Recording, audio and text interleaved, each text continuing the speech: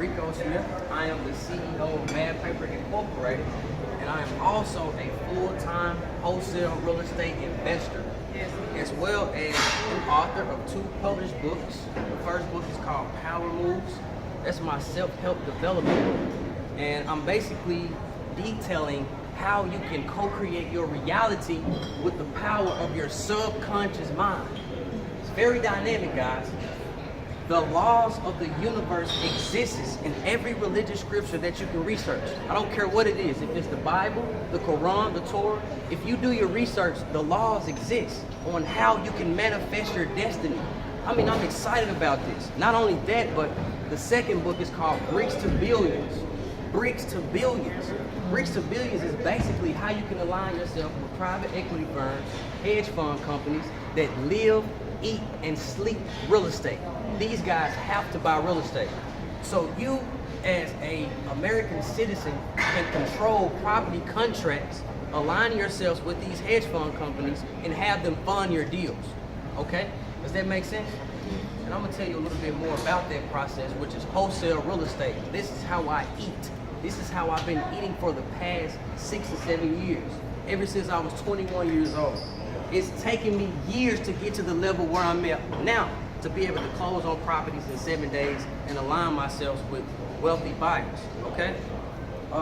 Before I talk about real estate, I am big on self-help development, self-empowerment, okay? I always talk about self-development in my class that I teach also every Saturday at the University of Memphis, okay? At the Cruz Entrepreneurship Building from 12 to 3 every Saturday. This is gonna go for a long time, so there is never a Saturday when we're not teaching, okay? You can always come and see what I'm talking about.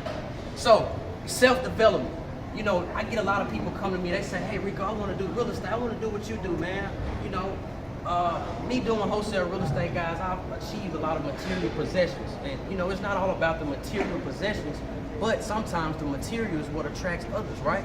At 23, I was able to purchase a 645 BMW cash, own my title. I didn't pay notes. I transitioned myself from South Memphis, living with my grandfather, to downtown, purchasing a condo and living in that condo myself, alongside with my girlfriend. So when people saw this, it attracted the younger generation to come to me and say, hey man, what are you doing? I need to learn how to do real estate. And so I did. When I told them what I would do, they would stop the second week of beginning in the business. Because why? The failures, the obstacles that arise. It's not easy, y'all. When you get in this game, you're gonna have rejections. People gonna say, no, you can't get this deal. You know, I'm not ready to work with you. Because you're young, you might have a little bit of information and not a lot. So it's gonna be hard in the beginning. And I told myself, I said, I have to stop this. Let me stop giving the game away and hit them with some self-help development first. Because for me, 15, 16, 17, and 18, I had a knack for reading books, self-help development books. I'm talking about Think and Grow Rich, Napoleon Hill. Okay, how to utilize affirmations to yourself, how to speak what you want to create into existence by the power of affirmations. I love reading. So what I did was I took all of the knowledge that I learned from reading the self-help development arena, and I made my own little saucy sauce, I call it, my spice, okay? And so when you come to my class on Saturday, we talk about what? Self-development, where I have 2 of my students now, Jermaine and Brandy here, okay?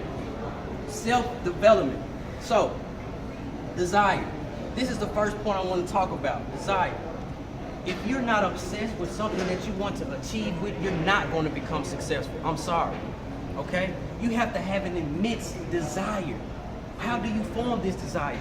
Well, for me, I wasn't born with a silver spoon in my mouth, so to speak. Everyone understands that? Okay, like I said earlier, my mother was in the streets, and my father was in the streets. I'm a very transparent person too, guys. So I'm gonna just be honest and keep it real with you all, okay? So with that being said, I saw the lifestyle of living in poverty. I would go to elementary school, see the guys with the 24 pack of crayons, and I would only have 5 crayons. I couldn't understand it. Or when I got in high school, my freshman year, I didn't have a car. The other guys would, or the other, girls would have cars to come to school. I didn't.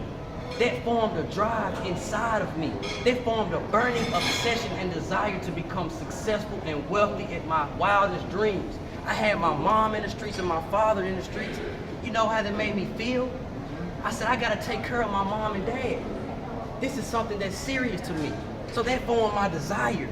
It wasn't nothing in this physical plane that could stop me from becoming successful. That's just how my mindset formed. I didn't care if I got 7 no's. If people told me 7 no today, I will get excited because I know I'm closer to my yes. Does that make sense? You have to love them no's and love the rejections because that's telling you that you're getting closer to your success. All right? You have to get motivated and pumped up. This is desire. Okay? Desire is when you wake up at 8 o'clock in the morning and you take your marketing materials that you're marketing for your real estate business and you don't come home till 3 or 4 o'clock in the morning till it's gone. Because you have that desire. You have to get your mom and dad a house. Life is real, guys. So with this power of desire, you can have success in any arena. You see how powerful it is? You have to have a burning desire. You can't just say, hey, I want to do real estate like you, and then you get your first no and you're ready to quit. It won't happen, guys. I'm sorry. Okay? Burning desire, obsession. The second one is persistence. Persistence, by a show of hands, who can tell me what persistence means? Continuously doing something. Jermaine. Persistence is continuing to do it. It's doing something no matter how many failures you get. Like, right. You stay committed to it. You consistently go. So with desire, you already have the burning desire to become successful, right, guys? What comes right behind desire? You have to keep going. Does that make sense? Yes. There's a Japanese acronym I love to use it in class. If you put a stone, right? If you put a stone on the ground and you allow that stone to be placed in the Fountain of Falls in Japan, the Fountain of Falls, you look this up. They have water dripping on stones that's been dropping on stones for thousands of years. Water just dropping on the stone, the same spot. If you take that stone away from that area, you will see where the water has actually caused an indentation in the stone. This is the law of nature.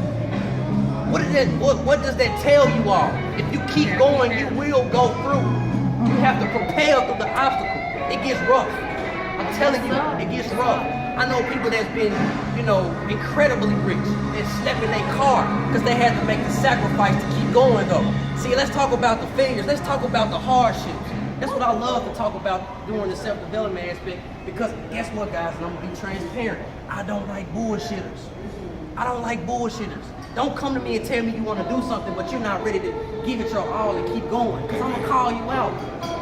This is real life. I went through a lot to get here. And so what I'm expressing to you all is so real, and I wish you could just take this and study it.